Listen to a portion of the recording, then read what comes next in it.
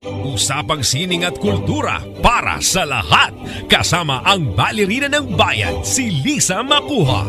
Art2Art.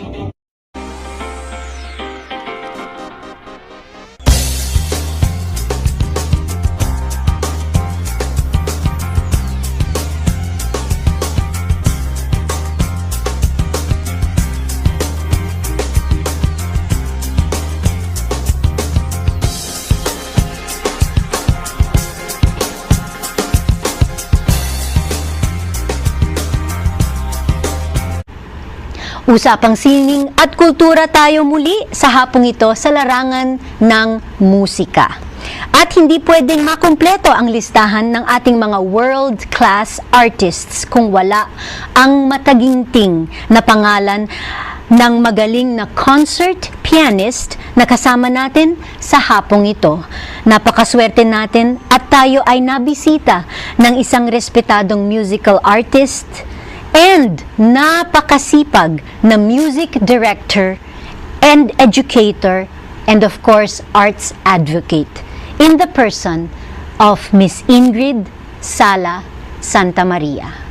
Isinilang sa Cebu City noong 1940, unang nagsanay sa piano si Ingrid Sala Santamaria sa ilalim ng kanyang ina, si Ginang Pilar Blanco Sala. Tinanggap niya ang kanyang Bachelor of Music degree, major in piano mula sa Batig Piano School sa Cebu, na sinundan ng pagpapakadalubhasa sa Juilliard School sa New York at pagtatapos ng Masters of Music mula sa Colegio de Santa Isabel sa Maynila. Sumailalim din siya ng coaching lesson mula sa mga respetadong pianista tulad ni Benjamin Tupas, Reynaldo Reyes at Jose Contreras. Noong 2006, tinanggap niya ang Doctor of Music in Music Education, honoris causa mula sa De La Salle University sa Maynila. Bilang pinuno ng Salvador and Pilar Sala Foundation Incorporated na nakabase sa Cebu, pinasimula ni Ginang Santamaria ang isang 10-year music development program kung saan nagsimula ang Cebu Youth Symphony Orchestra noong 1995 na ngayon ay kilala bilang Peace Philharmonic Philippines mula noong 2000. Marami sa mga scholars ng programang ito ang ngayon ay umaani na ng tagumpay sa loob at labas ng Pilipinas.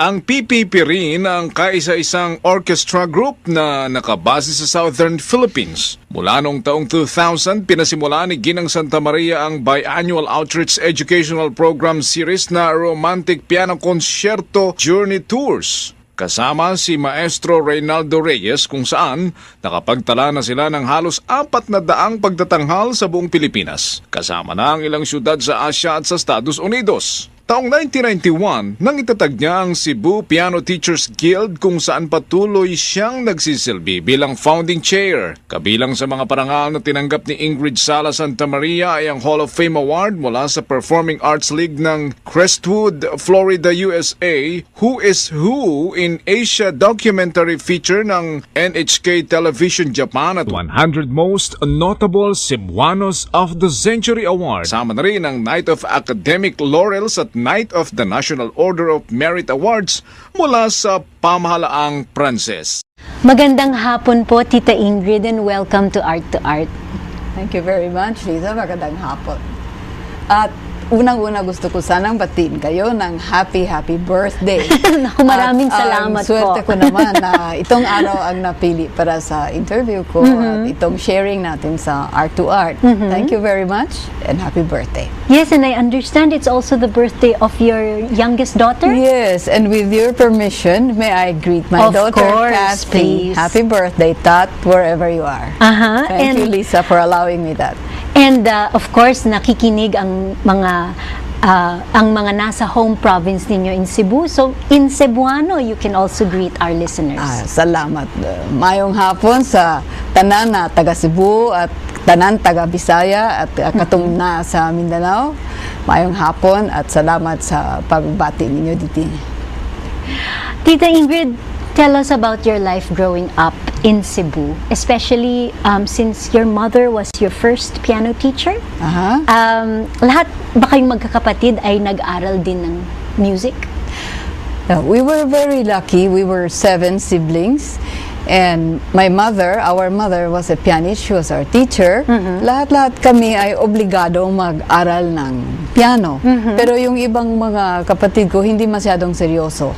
Ako lang ang seryoso at napatuloy ng college studies, graduate ng music at ganito. At what age did you start your piano lessons? About 5 years old, my mother started teaching me. At yun po ba ang maire-recommend ninyong the right age to start piano lessons? Yes, I would like to recommend age 5. Normally maybe 7, but if the parents see something special, going backwards 6 and 5 is okay to start. I see. Was it more difficult for you to enter the local concert scene dahil po hindi kayo nakabase sa Maynila, nakabase po kayo sa Cebu?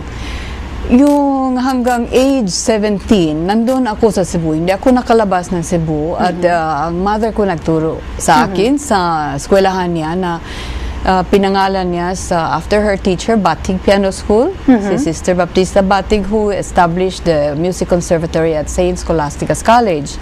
Ngayon, pagka-graduate ko ng 17 years old ng Bachelor of Music, pinadala ko ng parents ko sa New York, sa Juilliard School. Tapos, pagbalik ko naman ng 19 years old, nakasal ako.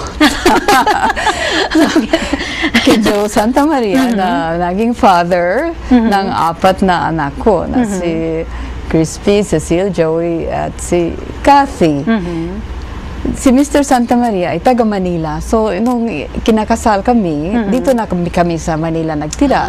From age 20, 21. So, that's when I started playing in Manila. I see. And actually, that's when I entered the Manila scene as a new bride. Bakit po kayo bumalik sa Cebu to be based there then?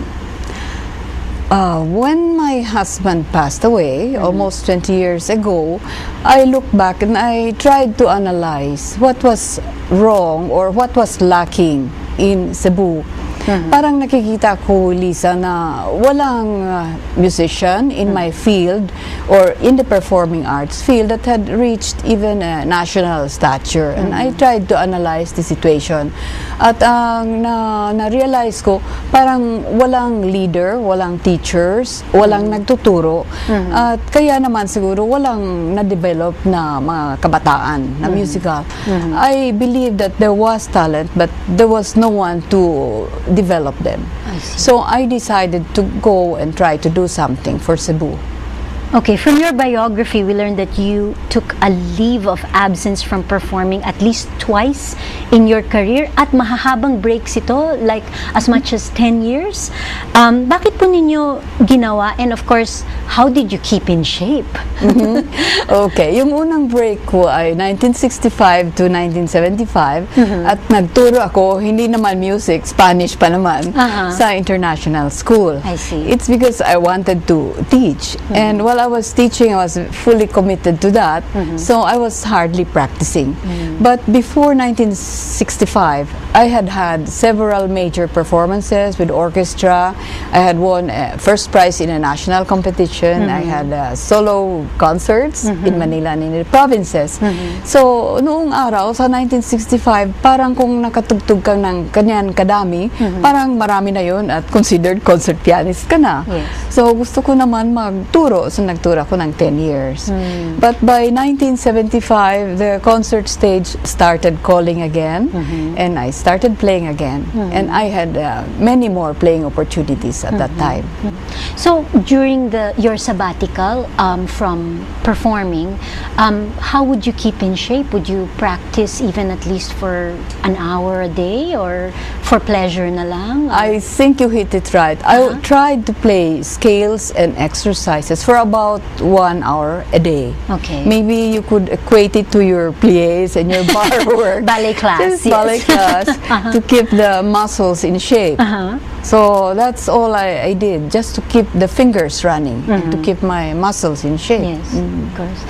Did you teach during that time, aside from Spanish, of course, did you teach piano? I taught Spanish, and I taught a couple of years music subjects at the Assumption in San Lorenzo High School, music appreciation, music history, and I had a few private students at home, which included my 2 growing daughters. Yes, speaking about that, we of course know that ang inyong mga anak na si Crispy at si Cathy Santamaria were very popular models nung dalaga pa sila.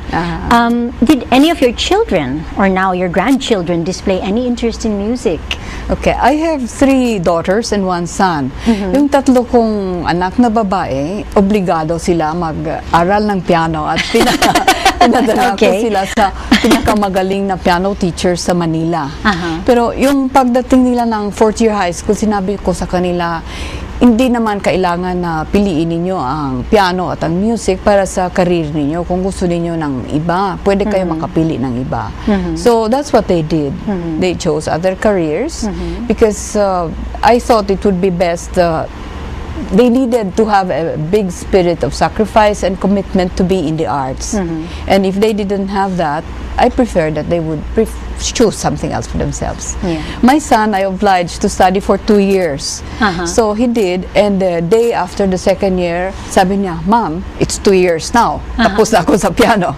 So I said, okay. But now they make a very good audience for my concerts. And my children and grandchildren, they all come to my concerts. Okay. I'm interested, why did you oblige them to study music? Because I really wanted to see if it would, if a seed in them would develop. And I guess like my mother wanted to see one of her siblings become a musician or a pianist, and it happened to be me. I also wanted to see if one of my 3 daughters would have a career in the arts. At nasabi nyo din na pinadala ninyo mga anak ninyo sa ibang piano teacher to take lessons. Why didn't you teach them yourself? Because I had other obligations, and I felt that I would not be too committed to teaching them, or I felt that they would do better under somebody else, so that they would be obliged to go to the lessons regularly. Because if I taught them at home, then there would be many excuses not to have the lessons. Parang napaka-familiar ng ng inyong sitwasyon noon. Any grandchildren following in your footsteps? I have mostly boys as the grandchildren. So all of them are in sports, and some of the girls, one is into ballet, a couple are into piano, one likes singing, one likes painting. So they are dabbling at it. But it's wonderful that you expose your children and grandchildren to the arts at an early age. And I wonder if I should share a secret with you. Please do. I, again, also sort of oblige my grandchildren to attend my concerts, but we have a family secret which we call the AF, and that's attendance fee. So meron silang reward. They have a reward, something that will give them a Starbucks treat.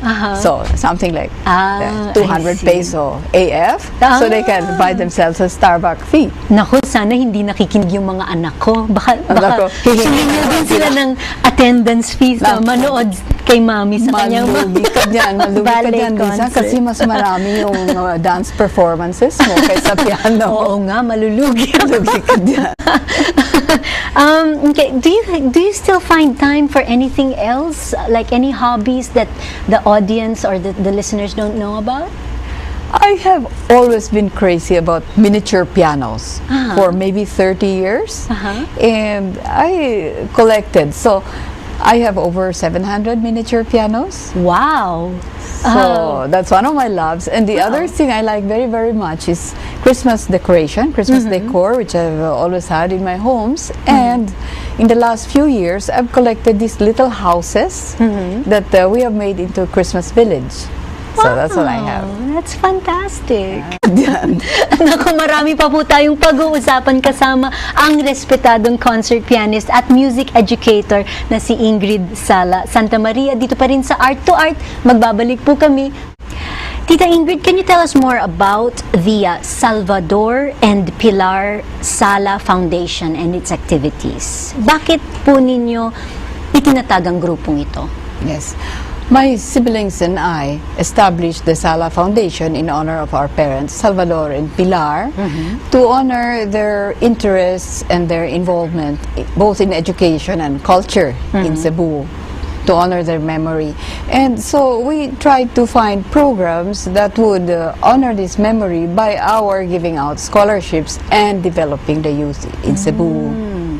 So I wanted to find a centerpiece project for this foundation. I tried to analyze what Cebu needed.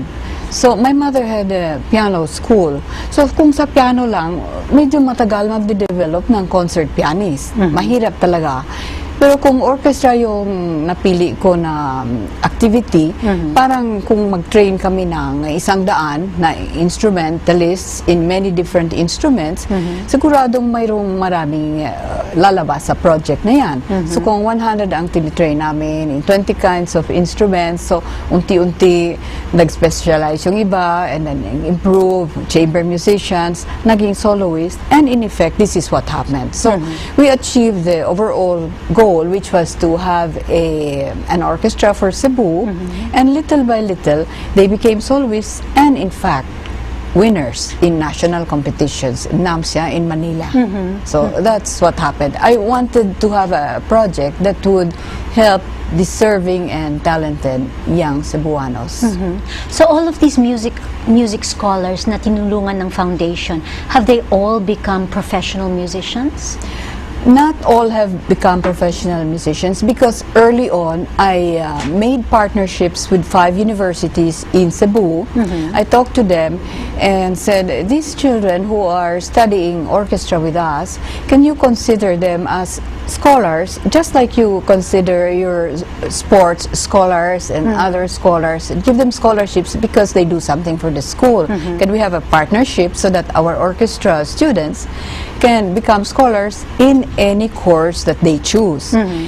All the 5 universities said yes, and so we told our kids, you can choose any other career that you would like, but of course you have to qualify. Yes. And these schools will grant you scholarships because I wanted them to have other careers in case we did not succeed completely as musicians or as professional musicians. I wanted them to have dual careers, and this is what happened. Now let's talk about your romantic piano concerto journey tours with Maestro Reynaldo Reyes. Balita namin around 400 performances na daw ang nagawa ninyo all over the country. That is no mean feat. Ano po ang kasama sa programang ito? And of course, how can schools and organizations who are interested to invite you to perform contact you? Unang-una, Lisa, it took me 1 year to decide whether kaya kong gawin yung orchestra development program, yung 1991. Because I thought that if I took it on, I would need at least 10 years to develop something worthwhile. Yes. So I thought that the personal sacrifice from me would have to be not to play the piano for 10 years. So after 1 year, I decided, okay, I'll do it. I won't play the piano myself for 10 years, except as directly related to my development of the youth. So, nung natapos itong Cebu Youth Symphony Orchestra sa 1995, nag-evolve ng Peace Philharmonic sa year 2000, hindi ako nagpa-piano. Yung 6 months bago matapos yung program, kinausap ko na yung maestro ko, si Maestro Reynaldo Reyes. Sinabi ko, almost 10 years na matatapos na itong project at hindi ako nakapiano at talagang gusto kong maging pianist ulit. Pwede ba magkagawa tayo ng project? At gustong-gusto ko, kailangan nationwide, gusto kong outreach at gusto kong educational yung project natin. 2 pianos tayo. And I wanted to focus on the romantic piano concerto because that's that's where I felt I was strongest in, where I had enough to start with, but there were enough concertos that I didn't know that I could grow out to. So we started with that, and I started contacting the deans of schools and everyone, everywhere, friends in all the provinces outside, wherever I knew anybody, introduced the program, went on personal visits, explained what it was, and told them what we wanted to do. And so Mr. Reyes used to come every summer of his, because he's based in the States, every June, July. And I requested him to come also 2 weeks in January para magiging biannual yung tours namin. So yun ang nangyari. Lisa, pagkatapos ng yung orchestra, na-launch na yung orchestra, umpisa kami agad ng January 2001, yung biannual tours namin. At ganyan ang ginawa namin. Every January, 2 weeks, and then July, August, 2 months.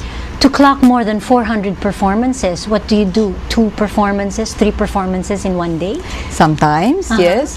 And my record was we played 7 different concertos in one day. But very often we played 4, 5, 6 concertos. But during the days where we had to travel far away, we went up to Banaue, Baguio, Ilocos, all over Luzon, Tacuban, Bicol, and all. When we needed travel time, then we would have 1 day travel time, and then we would have 2 concerts the next day travel time, another 2 concerts the next day. So it was combined like that. Logistically, I'm interested, when you travel, do you travel with the pianos? In Luzon, yes, we did. So we traveled with my 2 baby grands most often, and we were like a circus caravan. We had our own. We hired a truck and 8 moving men. We had 4 vehicles, and Siyempre kasama niyo yung piano yung tuner. Kailangan na kailangan yun. But touring locally, hindi ba kayo nahirapan maghanap ng venue na hindi titilaok ang manok, or hindi, hindi biglang aandar yung motorsiklo to ruin the moment of the music? Kasama na yun, Lisa, kasi ganun ang sitwasyon sa bayan natin. At marami ng mga concert namin, yung iba sa basketball court, marami sa gyms, iba sa parks, marami sa school auditoriums. Maganda yung sa school auditoriums kasi medyo enclosed. But we took everything as it came. Yeah. I can relate to that also. I'm sure. At of course, balita namin na marami din kayong performances na nakapost sa YouTube. Nakakatuwa naman at napaka-technology savvy ninyo. What made you tap into these new media platforms? Actually, Lisa, to tell you the truth, 2 years ago, exactly in June of 2009, that's 2 years ago, my nephew, Mr. Jeffrey Almonte, said, Tita, I've been looking for you in YouTube. How come you're not in YouTube? And I said, Jeff, I don't watch TV. And then he said, Tita, YouTube is not TV. So what is it? So he explained to me. So I said, Jeff, I don't have a computer. I don't do internet. And then he explained some more. And then he asked, Tita, would you like to be in YouTube? So I said, Jeff, what will it cost and what will it take? And then he said, nothing. You just give me 1 DVD of any concert and it won't cost you anything because I'll upload it for you. I didn't even know the meaning of upload. And then he's based in Mindanao. So 2 or 3 days later, he called me from Mindanao, Pagadian City. He said, Tita, you're on YouTube. So I called my daughter, Crispy, and I said, Crispy, they tell me I'm on YouTube. May I go over to your house and see what it's all about? So I walked over to my daughter, Crispy's house, and I said, can you please look for it? Because I don't know what it's all about. So she looked for it and she showed me, and I saw myself for the first time in YouTube. And Lisa, for me, that was life-defining moment. A breakthrough. Yeah. Breakthrough. When I saw that, I said, this is it. This is how I can reach thousands and maybe hundreds of thousands of countrymen and others. Because it's free, doesn't cost me anything because I already did the concerts for free anyway. Yes, that's right. And now Jeffrey will upload them. Yes. And people can watch them in their own homes, or I understand for 20 pesos an hour, they can go to any internet cafe. That's right. And so I said, this is it for me. This is the multiplier effect. Because even if we have given 400 concerts and have reached hundreds of thousands of live audience, iba pa yun kung nasa internet tayo at mas marami at any time at their leisure. So you also have a website then? Yes. So this is rather new, the website. In fact, just a couple of months ago, because I feel that it's another tool for learning. We can get the young people interested. If they're interested in the artist and the art and the medium, then our real objective is to have every single Filipino love classical music. Yung talaga, alam ko yun naman ang gusto mo at nakikita ko ang ginagawa mo sa buong bayan natin. Nakikita ko yung puso mo. And I think we feel the same way. Yes, that's right. Yes. So if they want to go to your website, it's IngridSalaSantamaria.com. And to the YouTube, either they write my name, Ingrid Sala Santamaria, or RPCJT, which stands for the main project, Romantic Piano Concerto Journey Tours. Okay. And we have over 200 video segments now on YouTube. And I'm sure if there are schools that want to book you, they can also go to the website and Go to contact the you through website, there. and if they leave me a message on the video, on a particular video, I answer all comments personally. Wow! So, internet savvy na. May internet na po kayo sa bahay ngayon? Ngayon, mayroon na akong 3 laptop. 3 laptop! Pero regalo lahat. Okay. Binigay sa mga kaibigan ko. And I heard also that you're planning to put up piano lessons on YouTube soon. That's what I would like very much to do, Lisa, since I did not have a chance to become a piano teacher myself because I was performing.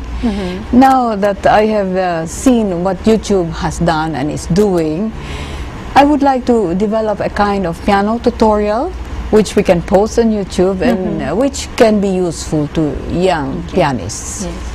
You know, Tita Ingrid, bow po ako sa inyo because, you know, you never stop dreaming and working and achieving and dreaming some more after that. So, Tita Ingrid, this is from all of us here sa Art2Art. Maraming salamat, and of course more power to you and your work, and I'm sure we will convert every Filipino to become a music lover.